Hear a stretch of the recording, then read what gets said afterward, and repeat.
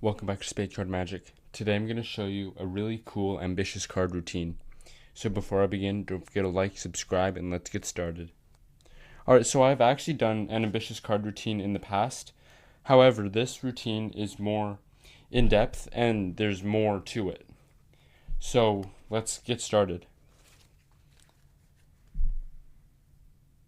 Alright, the spectator can start off by selecting any card. So let's say they select this card right here.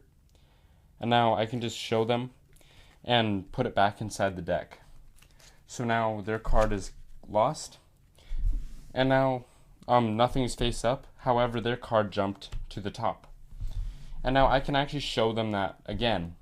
So they can inspect their card all they want. And I can just stick it back inside like so and have them look at it. However, their card is already back on top.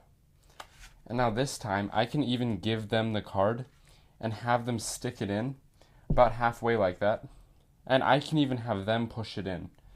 And this time when they're ready, they can turn over the top card and it's already on top. Spectator has their card here. I can just take their card back and we can do this part where I leave their card in halfway right here. Then I take the top half and they push in their card. Now the spectator's card is not over here, but it actually jumps here because this is still the top of the deck. Alright, this trick is very simple and it's a little add-on to the original ambitious card routine. So let's just get started. Alright, so the first stage, that is just a classic pass. So the spectator just selects a card, then you insert it anywhere into the deck and you hold a break.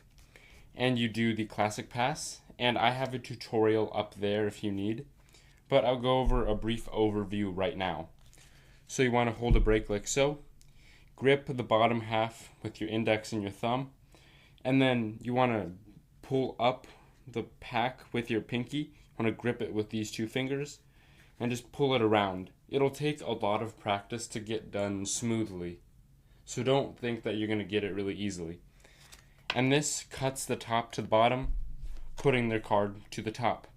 And then you can reveal this by when you bring your hands up, you can flip over the card after the classic pass. And then from here, you want to do a move called the Marlowe tilt. And then all you want to do, once the spectator has their card, you want to push over the top card, get a pinky break, and then you want to release with the pad of your thumb, you want to release pressure. That pops up the whole back side. Then you want to insert the card like so. And insert it into that big hole. And essentially what you're doing is you're just putting it in the second position. And you can even poke out some cards below it as a red herring to pretend like you're actually inserting it into the deck. But after that, you just insert it here, making sure not to flash. And then when you're about here, you can push it all together and just flip over the deck to misdirect the spectator. And then here you actually just do a double lift because the card is in the second position. And once you do the double lift, you show them their card. Don't flash that, of course. And there's a few things you can do after that. You can give the spectator this card, which isn't their card.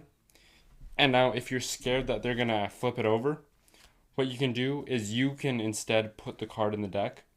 Or you can instruct them to do that, and then you put the deck down, and then you tell them to push it in, and completely square it up like that. Well, like that. And then you tell them when they're ready, they can flip over the top card, and that their card will jump to the top. Well, it'll seem like it will.